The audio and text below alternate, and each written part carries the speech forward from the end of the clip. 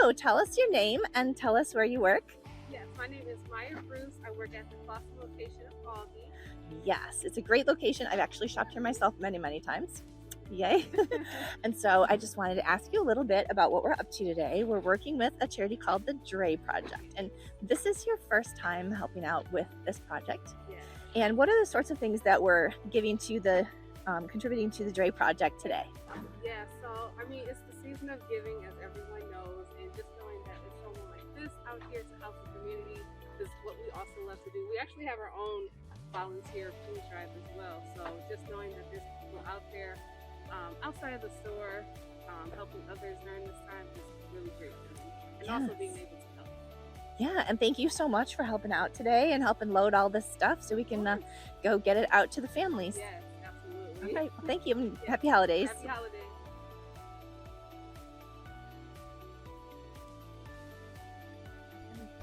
Had some really amazing volunteers, and so a couple of them are here today, and you probably saw some footage of them stocking the shelves. So maybe you guys could tell us your names and where you're from. My name's Javier. I work with Therapeutic Rehab. I'm an occupational therapy assistant there. And then my name is Jeremy. I work at with Javi at work at TRC, and I just do kind of computer work, and I just help out around the office and actually, I'm the building safety inspector. I have to make sure that building safe for all the people who work in there. That's terrific. Yeah, and you're also a very, very good car unpacker and shelf stocker. Add that to your resume list. Yeah, I don't. Right. Yeah. So how long have you guys been working together? How did you come to get to know Jen from the Dre Project? yeah, so we actually started like a community outreach at Therapeutic Rehab, and I saw one of her postings looking for help. I thought it'd be a great opportunity for our clients to come help. I reached out to her and she called immediately, which I thought was really cool because we never really get like quick feedback like that or quick calls back. So we were on the phone talking. I knew it'd be a great fit, just what they were all about and what they do helping the community. So had a quick phone call, and then I immediately thought of Jeremy, who'd be perfect to work here. And then come to find out a month later when we come by, Jeremy actually knows Jennifer, and Yeah, it's a really cool story they can it's talk a weird, about. good fun story. First day we came out here, I came out with Rebecca, and she goes, "Okay, we're going to help out this food the food pantry thing," and she goes, "It's called the Dre Project," and I started sitting there like thinking to myself, I'm like, could this be added with Andrew? And like, she goes, the person who runs it is named, I said, is the person who runs it named Jennifer? And she goes, yeah. I'm like, oh my God, like, I know this girl because I used to be good friends with her and her sister. I used to work with both of them at Hungry Howie's. Yes, Yeah, that's right. I used to go to college with Andra, and yeah, she's like, yeah, she had a sister who died, and I go, yeah, definitely Jennifer, because I heard about Andrew died, and like, yeah, so that I put two together. I'm like, she always used to call it Andrew Dre, and so I'm like, the Dre Project. I'm like, this has to be for her, for Andrew, for her sister who died. Yeah. That's so amazing how it all comes full circle, isn't it? Yeah. I was probably nerd all bit. Yeah, yeah, exactly. And it's so great that you can help out. And, Yeah. It's and like, I'm sure she's looking down thinking that is so awesome. She sent her to us or sent them our way. What are you talking about? No, when I got the email from Javi, I literally pulled the car over. Like, I was so incredible, and I was like, I love this. Like, again, trying to figure out like how we could, interpret, or how we could get into the thing. So he went and did some delivery. We were talking about doing it in the garage here, and then when he walked up with Rebecca, I was like, it's totally God. I mean, how could it not be? Like, he just, it was like a full circle. So we know we're doing the right thing. exactly. Yeah. I'm helping out Andrew from heaven. Yeah, I know, it's perfect. That's the word on that. Yeah, exactly. Yeah. So, what are the kinds of things that you guys stock for the food pantry? What are some of the things that you get? And you get them from Aldi. We just visited Aldi. Yes, So, yeah. Yeah, Aldi's been a great partner. We get the majority of them, our items from them. And then we also do some shipping from Costco. We use the Value Center Marketplace in Madison Heights for spices because they're super cheap. And then Amazon Prime. Nice. But yeah, so it's pretty much all dry essentials, flour, sugar, Cheerios, canned goods, soups, up there, pancakes. Yeah. What we do, it's 36 bulk dry good items that are all dry essential goods. Nice. Good. You need a lot of hands to pack all of that. We do. Yes, we're stocking for 25. We're doing a packing day on Saturday if anybody wants to come at 11 a.m. I still have 8 spots open. All right. Yeah. And joke like that. Wow.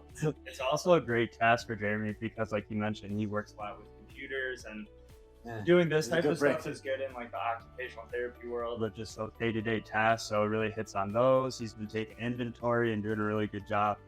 So Yeah, they totally built me out an inventory program because what I would do is just be like running, how many do I need, counting.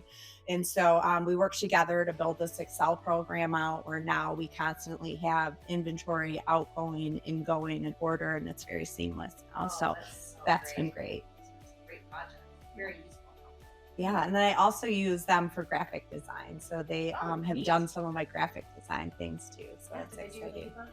They did not do. This was before, but they've done some review cards for me that I've ordered, and they're working on some T-shirts. So Oh, nice. Yeah. Can't wait to post them out. yeah, that was great job. yeah, super exciting. So thanks, you guys. This is great, and thanks for coming up. So we're back indoors with the Dre Project, and we just spent some time out in the warehouse with our stocking team, and that was great. But now we're going to talk about the Dre Project itself and how it got started. So this is Jen, JJ, Yes, right? Jen, JJ with Dre. That's why it's easy to JJ remember. with Dre, I right? love it. Yeah. Yeah. And she's the founder of the Dre Project. And let's talk a little bit about how you got started. Absolutely. It was actually kind of all by accident. My daughter was a senior in high school during 2020, and I knew she was going to be going away to Dallas and to another state. I had been a single mom, and I knew I needed to repurpose my time. And so what I started doing, my girlfriend had started a catering business, and so I was picking up meals for myself, and I started picking up meals for other members in my church. I actually specifically remember one of the girls that I worked with lost both her mother and her father within like 6 weeks of each other, both living in Georgia, and she had to travel down there. It was during COVID, it was crazy, and so I started delivering meals to her husband, and it just kind of escalated from there. Wow, that's a good heart story, though. It came right from the heart in the beginning, and it just got bigger and bigger from there. It did. That's exciting. Yeah, we actually incorporated on January 4th of 2021 because at that point we were serving a ton of meals, and I was doing it all out of the goodness of my heart. I did a fundraiser, I think a Facebook fundraiser that first the end of December in 2020, and we raised like $5,000, and I was like, all right, we can do this. So that first year we were doing meals. We delivered over 2,800 meals in 2021. Wow. We were delivering 3 meals a week to families that had a significant loss, and that families that were facing homelessness. And then we pivoted. Yeah, right. Yeah. And so now you found some partners that help you. As we saw outside, you get some help from a number of different vendors, and including Aldi locally here. And so let's go over one more time, like what are the sorts of things that they supply for you? Absolutely. Aldi does a lot of our groceries. The majority of them come from there. We do green beans, we do corn, we do rice, we do pasta sauce, flour, sugar, salt, everything that you can imagine. We designed our box initially when we partnered with Humble Design Design to be able to start a family off. We knew these families were moving into the house. They were being designed by Humble Design, and we thought, let's put together a little staple box of things that could get them started. So we kind of worked together. I worked with Leslie at Humble Design, and we worked with a couple other food pantries just to come up with a good solid list. And today we've got 36 dry good items that are all pretty big bulk size. We do a 12-pack of ramen noodle. We do a 40-ounce peanut butter. I mean, massive sizes on everything, just to be able to provide everything we can. Yeah, and set them up for a good start. Exactly. Because Humble Design, for those of you who aren't familiar, they actually get families situated in homes and provide all of the interior decorating and furnishings and all of that. But of course, with an empty refrigerator comes the need for food. Yes. So that's how this all ties together. So Jen started working with them, and now you've expanded into some other areas. So what are the families and sorts of situations that you're finding that you're serving most frequently? So we have kind of split it up now where we are serving probably in thirds. A third of our families are the grieving families. We work with the New Hope Center for Grief in Northville, and we provide meals to every person that comes in as a first steps for somebody that has suffered a loss. The second section that we work with is housing or homeless. We work with Humble Design Detroit. We also work with the Community Housing Network of Troy. We've worked with some other schools in the areas too, to be able to find people that we can serve. And then the last area we've recently got into are families facing cancer. We've partnered with the New Day Foundation, the Blood Cancer Foundation of Michigan. We're just starting up with Kids Kicking Cancer, and yeah, we're just going to keep going. The Pink Fund, I think we're going to try to add too. Oh, wow, that's exciting.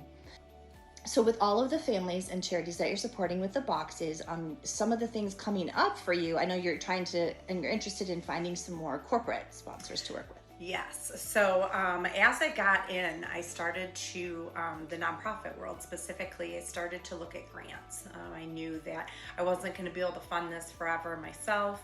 I was getting some great donors, but I had the opportunity to start looking at grants. And what I found was a lot of the grants that we were applying for wanted so much information on the families that we were serving, which was completely unnecessary. Like, I literally am dropping these people off food.